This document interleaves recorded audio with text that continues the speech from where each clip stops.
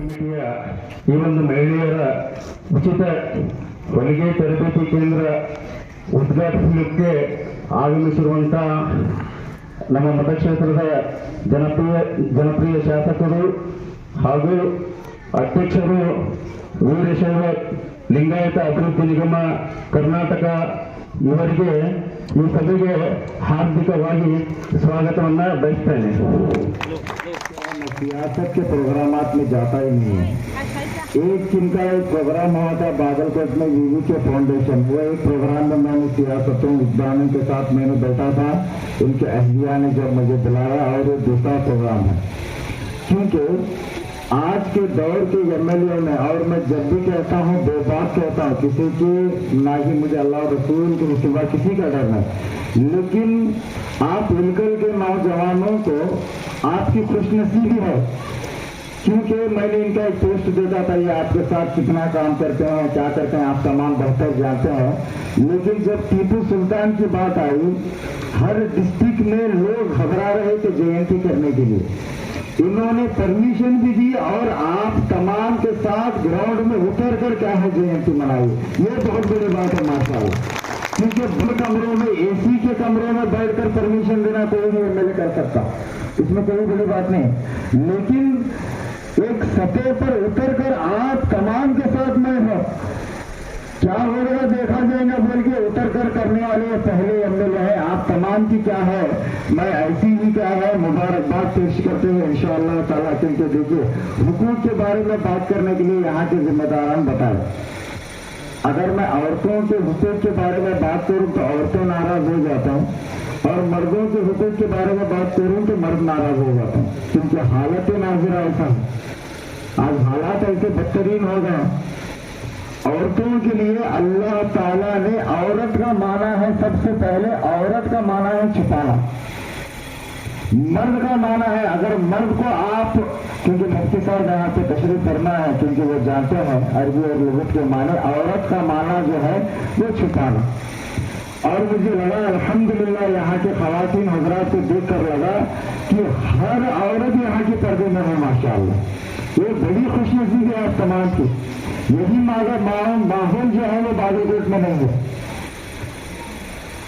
देखिए औरत को अल्लाह ने इतना अहम बनाया है, इतना अहम बनाया है कि अल्लाह कहता है ऐ नबी फरमा दो, हमने मर्दों को निचले दर्जे में देखा है जन्नत में, और औरतों को अफजल देखा है।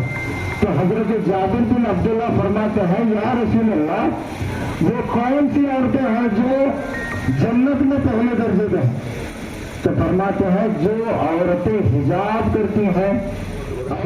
ಹಿಂದೆ ಹಜರತ್ ಮೊಹಮ್ಮದ್ ಪೈಗಂಬರ್ ಅವರು ಇವತ್ತು ಮಹಿಳೆಯರಿಗೆ ವಿಶೇಷವಾದ ಗೌರವವನ್ನ, ವಿಶೇಷವಾದ ಸ್ಥಾನಮಾನವನ್ನ, ಮಹಿಳೆಗೆ ಸಮಾನತೆಯನ್ನ ಕೊಟ್ಟಂತವರು ಹಜರತ್ ಮೊಹಮ್ಮದ್ ಪೈಗಂಬರ್ ಅವರು ಅನ್ನೋದನ್ನು ನಾವು ಇವತ್ತು ನೆನಪಿಸ್ತಾ ಇದ್ದೇವೆ।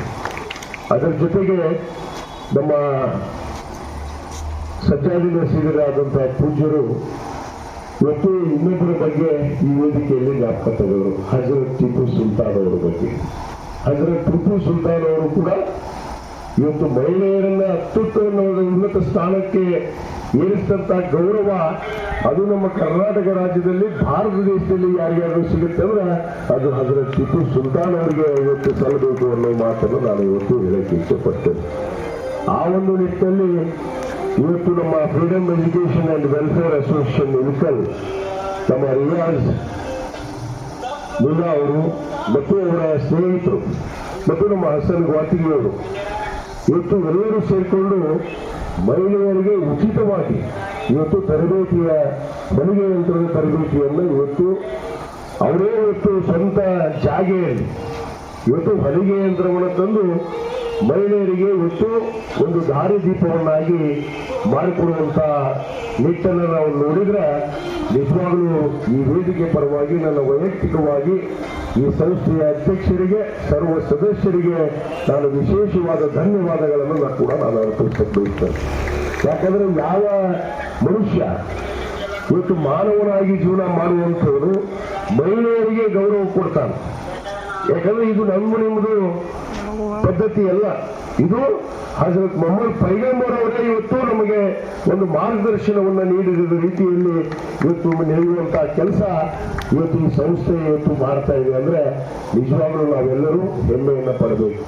ಯಾಕಂದ್ರೆ ಎಷ್ಟೋ ಜನ ನಮ್ಮ ತಾಯಿಯರು ತಾಯಿ ಆಗ್ತಾರೆ, ಅಕ್ಕ ಆಗ್ತಾರೆ, ತಂಗಿ ಆಗ್ತಾರೆ, ಮಗಳಾಗ್ತಾರೆ, ಎಲ್ಲ ರೀತಿಯಲ್ಲಿ ಒಂದು ಮನೆಯನ್ನ ಇವತ್ತು ಗಟ್ಟಿಯಾಗಿ ಗಳಿಸುವಂತ ಶಕ್ತಿ ಯಾರಾದ್ರಿದ್ರೆ ಅದು ಮಹಿಳೆಯರಲ್ಲಿದೆ ಅನ್ನೋ ಮಾತನ್ನು ಕೂಡ ನಾನು ಇವತ್ತು ಹೇಳಬೇಕಾಗತ್ತೆ. ಆ ಗಟ್ಟಿಗೊಳಿಸುವಂತ ಕೆಲಸ, ಮನೆಯ ಜವಾಬ್ದಾರಿಯನ್ನು ತೆಗೆದುಕೊಂಡು ನಡೆಸುವಂತ ಕೆಲಸ, ಅದರ ಜೊತೆಗೆ ಇವತ್ತು ಸಮಾಜದಲ್ಲಿ ಅನೇಕ ಇವತ್ತು ಪುರುಷರನ್ನ ನಿಯಂತ್ರಣವಾಗಿ ಇಟ್ಟು ಆ ಪುರುಷರನ್ನ ಇವತ್ತು ಎಲ್ಲ ರೀತಿಯಲ್ಲಿ ಇವತ್ತು ಬೆಂಬಲವಾಗಿ ನಿಲ್ಲುವಂತಹ ಶಕ್ತಿ ಯಾರಾದ್ರೂ ಅಂದ್ರೆ ಅದು ಮಹಿಳೆಯರಲ್ಲಿದೆ ಅನ್ನೋ ಮಾತನ್ನ ಇವತ್ತು ನಾವು ಹೇಳಬೇಕಾಗುತ್ತೆ.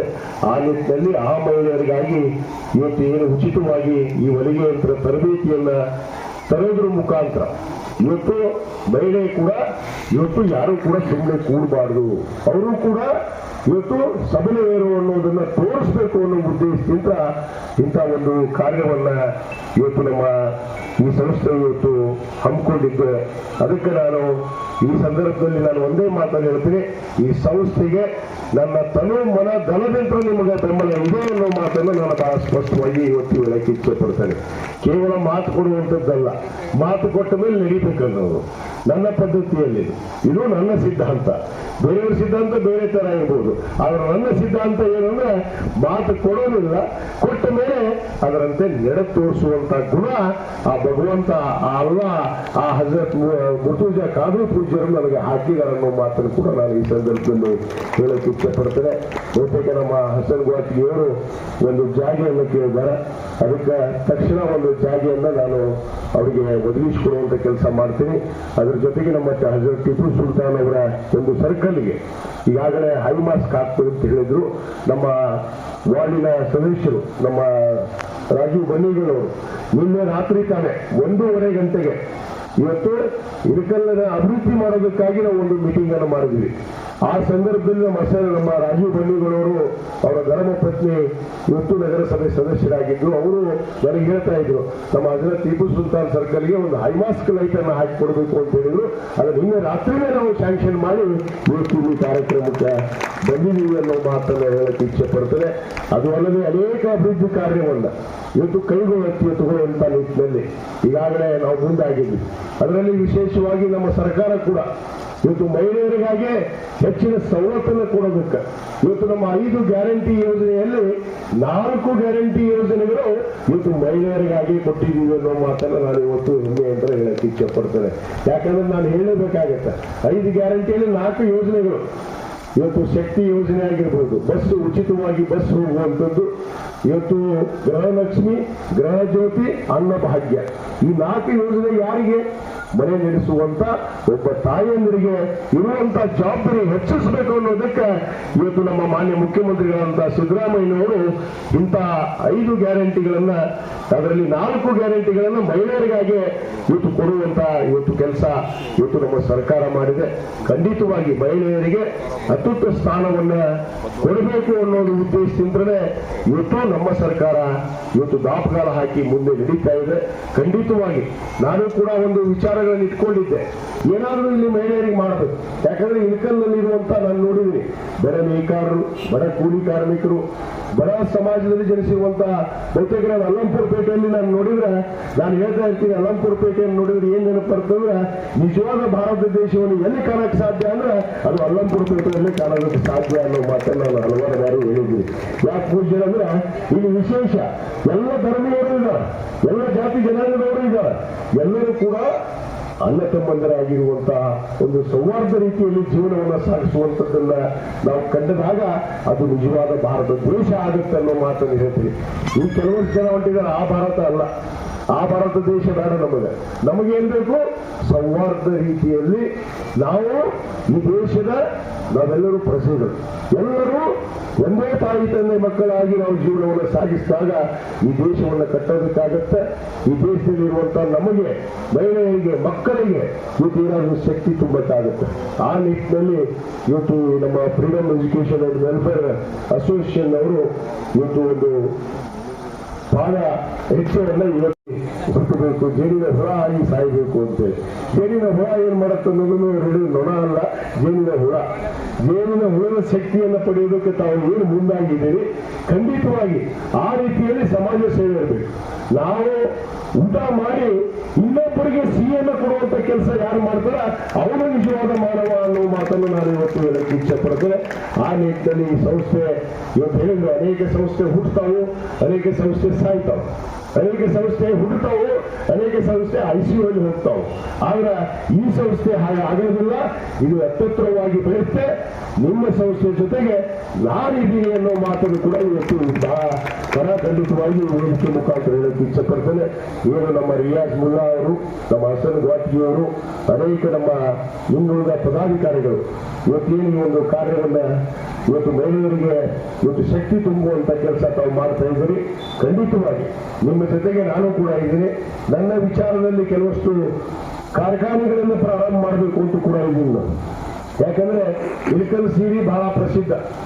ಬಹುತೇಕ ಅದಕ್ಕೆ ಅಂತಾರಾಷ್ಟ್ರೀಯ ಮಟ್ಟದಲ್ಲಿ ಗೌರವ ಕೂಡ ಇದೆ, ರಾಷ್ಟ್ರ ಮಟ್ಟದಲ್ಲಿ ಅಂತಾರಾಷ್ಟ್ರೀಯ ಮಟ್ಟದಲ್ಲಿ. ಆದ್ರೆ ಮೇಲೆತ್ತುವಂತ ಕೆಲಸ ಆಗ್ತಾ ಇಲ್ಲ. ಅದಕ್ಕೆ ಈ ಒಂದು ಟೆಕ್ಸ್ಟೈಲ್ ಪಾರ್ಕ್ ಅನ್ನು ಮಾಡೋದಕ್ಕೆ ಕೂಡ ನಾನು ಮುಂದಾಗಿದ್ದೀನಿ. ಇಳಕಲ್ನಲ್ಲಿ ಬರೋ ದಿನಗಳಲ್ಲಿ ಖಂಡಿತವಾಗಿ ಒಂದು ಟೆಕ್ಸ್ಟೈಲ್ ಪಾರ್ಕ್ ಮಾಡ್ತೀವಿ. ಅದರ ಜೊತೆಗೆ ನಾವು ಟೆಕ್ಸ್ಟೈಲ್ ಉದ್ದಿಮೆಗಳನ್ನ ಮಹಿಳೆಯರಿಗಾಗಿ ಈ ಹೊಲಿಗೆ ಯಂತ್ರನೂ ಅದಕ್ಕೆ ಸಂಬಂಧಪಟ್ಟಿದ್ದಂಥದ್ದು. ಟೆಕ್ಸ್ಟೈಲ್ ಇವತ್ತು ಏನು ಸ್ಟಿಚಿಂಗ್ ಮಾಡ್ತೀವಿ ಅದಕ್ಕೆ ಅನೇಕ ಕಾರ್ಖಾನೆಗಳಿದೆ. ನಮ್ಮ ಸರ್ಕಾರ ಸವಲತ್ತುಗಳು ಕೂಡ ಇದೆ. ಬಹುತೇಕ ಬಹಳಷ್ಟು ಜನಕ್ಕೆ ಗೊತ್ತೇ ಇಲ್ಲ. ಆ ಸವಲತ್ತುಗಳನ್ನ ತಾವೇನಾದ್ರು ಪಡೆದ್ರೆ ಇಲ್ಲಿ ನಿಜವಾದ ಒಂದು ಟೆಕ್ಸ್ಟೈಲ್ ಪಾರ್ಕ್ ಜೊತೆಗೆ ಒಂದು ಟೆಕ್ಸ್ಟೈಲ್ ಇಂಡಸ್ಟ್ರಿಯನ್ನು ಮಾಡಿ ಮಹಿಳೆಯರಿಗೆ ಎಲ್ಲರಿಗೂ ಉದ್ಯೋಗವನ್ನು ಕೊಡುವಂತ ಕೆಲಸ ಕೂಡ ಆಗುತ್ತೆ. ಆ ಬರೋ ದಿನಗಳಲ್ಲಿ ತಾವೆಲ್ಲ ಈ ಒಂದು ಏನು ಕಾರ್ಯವನ್ನ ತಾವು ಮುಂದುವರಿಸಿಕೊಂಡು ಹೋಗುವಂತವರಾಗಿ ಖಂಡಿತವಾಗಿ ನಾನು ಇದೇ ವರ್ಷದಲ್ಲಿ ಒಂದು ಟೆಕ್ಸ್ಟೈಲ್ ಪಾರ್ಕ್ ಮಾಡಬೇಕು. ಅದು ವಿಶೇಷವಾಗಿ ಮಹಿಳೆಯರಿಗೆ ಆ ಒಂದು ಉದ್ಯೋಗವನ್ನು ಕೊಡುವಂತ ಕೆಲಸ ಆಗೋದಕ್ಕೆ ನಾನು ಕೂಡ ಪ್ರಯತ್ನವನ್ನ ಮಾಡ್ತೀನಿ ಅನ್ನೋ ಮಾತನ್ನ ಈ ಸಂದರ್ಭದಲ್ಲಿ ಹೇಳಿ ಇವತ್ತೇನು ಒಂದು ಕಾರ್ಯಕ್ರಮವನ್ನ 11 ಗಂಟೆಗೆ ಪ್ರಾರಂಭ ಆಗಿತ್ತು. ನಮ್ಮ ಪೂಜ್ಯರು ಬಹಳಷ್ಟು ಸಮಯ ಕಾಯ್ದಾರ, ಅವ್ರನ್ನ ಕ್ಷಮೆ ಕೇಳ್ತೀನಿ. ನಮ್ಮ ಹಿರಿಯರು ಕೂಡ ಕಾಯ್ದಾರ. ಅನಿವಾರ್ಯ ಕಾರಣದಿಂದ ಬೇರೆ ಒಂದು ಒತ್ತಡದಿಂದ ನಾನು ಇಲ್ಲಿ ಸ್ವಲ್ಪ ತಡವಾಗಿ ಆಗಮಿಸಿದೆ. ನಮ್ಮೆಲ್ಲರಲ್ಲಿ ನಾನು ಕ್ಷಮೆಯನ್ನು ಕೇಳಿ ಈ ಕಾರ್ಯಕ್ರಮ ಬಹಳ ಯಶಸ್ವಿಯಾಗಿ ತಾವು ಮುಂದುವರೆಸಿ ಇವತ್ತೇನು 15 ಹೊಲಿಗೆ ಯಂತ್ರವನ್ನ ಪ್ರಾಯೋಗಿಕವಾಗಿ ಇವತ್ತು ಪ್ರಾರಂಭಗೊಳಿಸ್ತಾ ಇದ್ರಿ. ಇದು ಇನ್ನೂ ದೊಡ್ಡ ಮಟ್ಟದಲ್ಲಿ, ಹೆಚ್ಚಿನ ಮಟ್ಟದಲ್ಲಿ ಮುಂದಿನ ದಿನಗಳಲ್ಲಿ ಬೆಳೆಯುವಂತ ನಿಟ್ಟಿನಲ್ಲಿ ನಿಮ್ಮ ಜೊತೆಗೆ ನಾವೆಲ್ಲರೂ ಕೂಡ ಇದೀವಿ ಅನ್ನೊಂದು ಮಾತನ್ನು ಮತ್ತೊಮ್ಮೆ ಹೇಳಿ ಈ ಒಂದು ಕಾರ್ಯಕ್ರಮಕ್ಕೆ ನನ್ನನ್ನು ಕೂಡ ಉದ್ಘಾಟಕರಾಗಿ ಬರಮಾಡಿಕೊಂಡು ಈಗ ತಾವೆಲ್ಲರಿಗೂ ಪ್ರೀತಿ ವಿಶ್ವಾಸದಿಂದ ಏನು ಇವತ್ತು ಗೌರವಿಸಿ ನನಗೆ ಒಂದು ಅಧಿಕಾರವನ್ನು ಕೊಡುವಂತ ಕೆಲಸ ಅದು ಕೂಡ ನಾನು ಹೇಳಬೇಕು.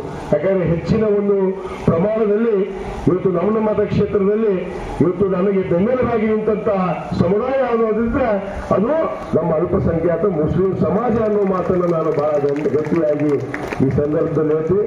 ನಾನು ಉಸಿರಿರುವವರೆಗೂ ತಮಗೆ ಯಾವುದೇ ತೊಂದರೆ ಆಗದ ಹಾಗೆ ನೋಡಿಕೊಳ್ಳುವಂತ ಹೊಣೆಗಾರಿಕೆ ನನ್ನಲ್ಲಿ ಇದೆ ಅನ್ನೋ ಮಾತನ್ನು ಕೂಡ ಕೊನೆಯದಾಗಿ ಹೇಳಿ ಮತ್ತೊಮ್ಮೆ ನಮ್ಮ ಸಂಸ್ಥೆಯ ಅಧ್ಯಕ್ಷರಿಗೆ, ಎಲ್ಲ ಪದಾಧಿಕಾರಿಗಳಿಗೆ, ತಾಯಂದಿರಿಗೆ, ಗುರು ಹಿರಿಯರಿಗೆ, ಯುವಕರಿಗೆ, ಮಾಧ್ಯಮದ ಸ್ನೇಹಿತರಿಗೆ ಧನ್ಯವಾದ ಅರ್ಪಿಸಿ ನನ್ನ 2 ಮಾತನ್ನು ಮುಗಿಸ್ತೇನೆ. ಜೈ ಹಿಂದ್, ಜೈ ಕರ್ನಾಟಕ.